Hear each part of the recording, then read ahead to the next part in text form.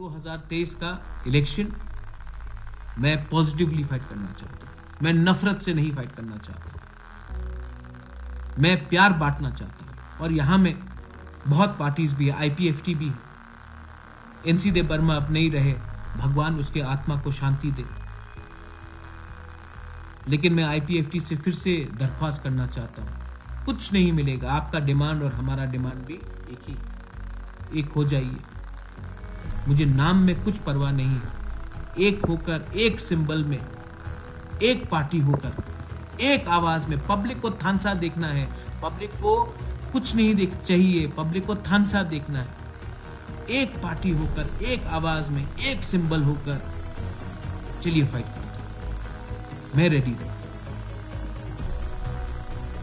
Public को जो चाहिए, हमारे लोगों को, गरीब जनता को यही चाहिए। गरीब जनता आशा कर रहा है। और अगर हम अपने स्वार्थ के लिए अगर हमने जनता का दिल तोड़ा ना, तो भगवान भी कभी हमें माफ नहीं करेगा। ये एक राइट चांस है हमें एक होने के लिए।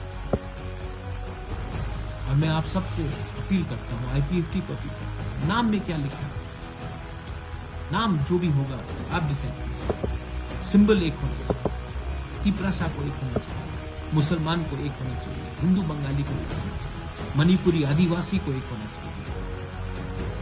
और एक होकर हमें एक आवाज में इस बात